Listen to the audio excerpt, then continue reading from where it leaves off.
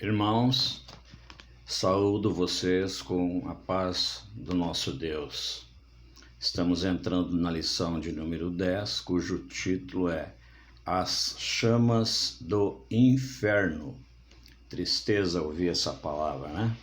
Mas o verso para memorizar nos diz assim: examinem todas as coisas, retenham o que é bom, né?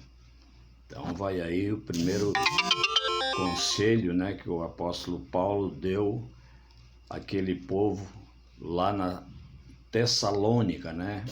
Então ele escrevendo essa carta falou isso, né, que eles deviam, consequentemente nós também devemos prestar atenção em tudo, né? Examinar a tudo em qualquer momento, em todas as circunstâncias, e retermos apenas aquilo que é bom, né?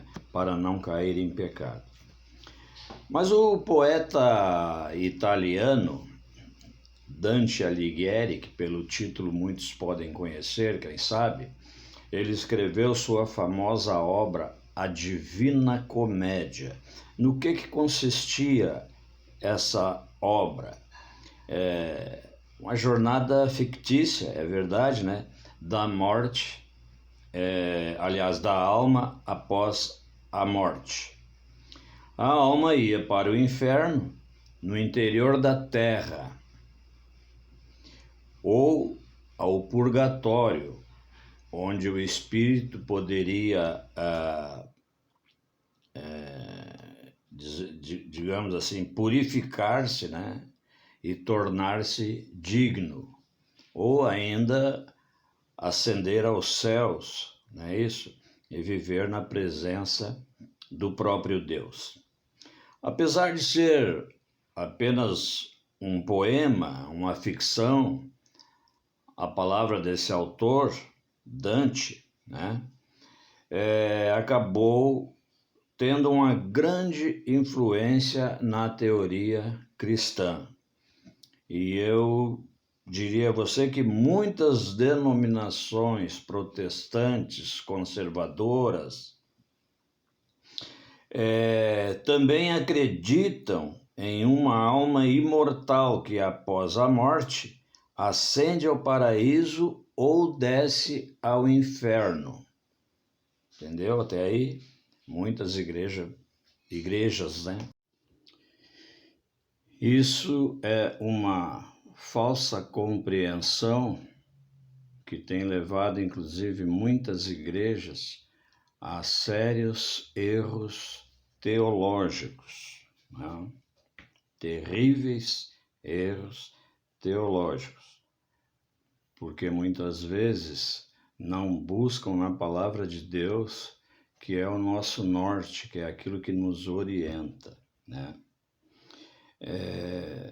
Mas nessa semana nós vamos tratar da visão bíblica, né, do que acontece após a morte. Então, nada melhor do que termos para o nosso estudo a visão bíblica, porque a visão bíblica é a expressão da verdade. E nós, como remanescentes, temos que pregar tão somente a verdade. Amém, meu irmão?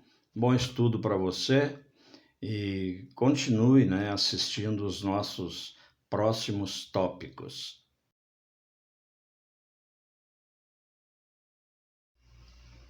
Vermes imortais? Que é isso?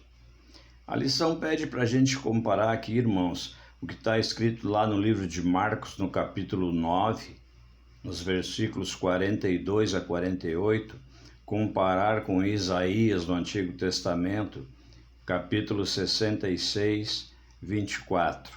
Então nós vamos ler, né, essas passagens quando tivermos tempo, em casa, enfim, para tirar a conclusão e responder o que está perguntando a lição. O que ela pergunta? Como você entende a expressão não lhes morre o verme? no singular, tá certo? Tá lá no livro de Marcos, capítulo 9, versículo 48, está essa frase lá. Mas para você entender o contexto, você deve ir no capítulo 9, de 42 até o 48. É bem curtinho e bem fácil de ler. E também no livro de Isaías, como eu já falei, no capítulo 66 e no versinho 24. Ora, meu irmão, como você entende a expressão não lhes morre o verbo?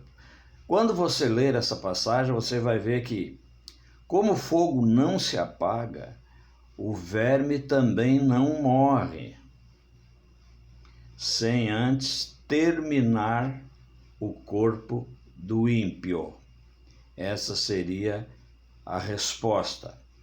Verme, meu irmão, no singular, é usado para denominar vermes, de um modo geral, tá certo? Na Bíblia fala verme, mas eu fui pesquisar aqui numa Bíblia de estudo que eu tenho, então eu cheguei a essa conclusão, porque está ali escrito, né?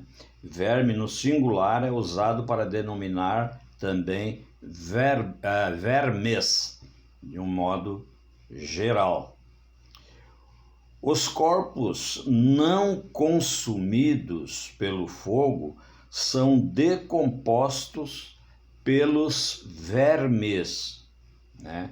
Ou talvez primeiro pelos vermes e depois pelo fogo. Mas isso, veja bem, irmãos, no início da nossa lição, quando eu falei em as chamas do inferno, eu cheguei a dizer que coisa triste, né? A gente tem que pronunciar uma palavra dessa, né? Chamas do inferno. Mas enfim, se você analisar, e o que você estudou até aqui, é o que nos reserva, né? Tanto que no verso inicial que eu li para você, está lá, né? Paulo escrevendo aos Tessalonicenses, quando ele disse: examine todas as coisas, retenham aquilo que é bom, ou seja, em todas as circunstâncias, em todos os momentos, numa compra, numa venda, num trabalho, num estudo, num cumprimento de uma pessoa, numa conversa qualquer, retenha o que é bom, meu irmão. Retenha o que é bom, tá certo? Examine tudo que você está fazendo, enfim, todos esses exemplos que eu dei, bem simples. Mas mesmo assim tem o lado bom e o lado ruim em qualquer circunstância, não é verdade? Ou em quase todas elas. Então o conselho de Paulo aqui é que retenhamos, né, apenas aquilo que é bom, né? Porque na verdade o que nos aguarda, né, é a vida eterna para aqueles que buscam, para aqueles que confessam Cristo como seu legítimo e único Salvador, né, quem tem a fé em Jesus, etc, etc, tal. Se nós não examinarmos isso, nós estamos perdidos. Aí nós iremos sim para esse fogo, essas chamas do inferno, intermináveis, como diz aqui, o fogo não se apaga e os vermes não morrem, né? Então o que nos espera é isso. Meu desejo, a minha oração para você é que você estude com calma, procure interpretar, procure sentir o contexto dessa lição, para que assim possamos aprender a cada dia mais. Tá bom, meu irmão? Um abraço a você, saúde e que Deus vos abençoe. Amém?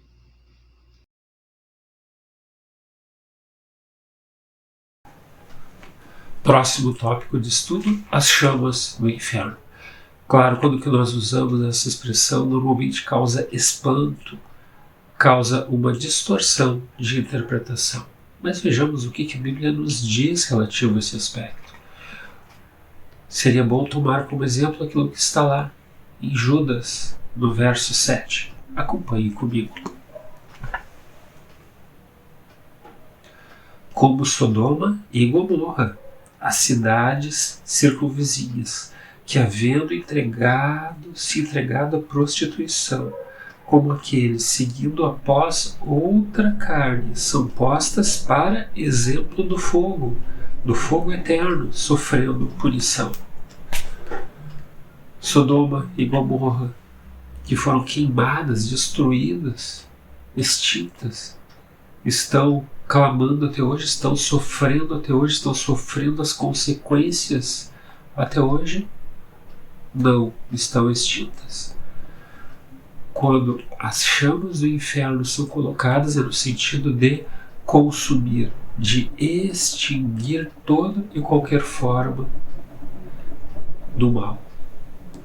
Então, as chamas que consomem por um prazo determinado. Assim como hoje nós colocamos algum elemento para incinerar, ele é extinto dentro de um determinado ciclo de tempo, ou seja, é chegado o fim daquilo que fica exterminado.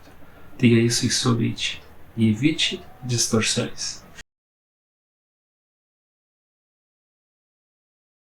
Próximo tema, os santos no purgatório.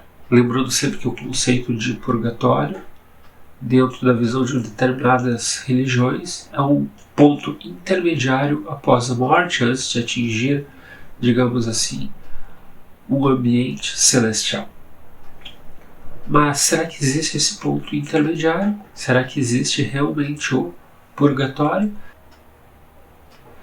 Vejamos o que está lá em Eclesiastes capítulo 9, verso 10. Acompanhe comigo.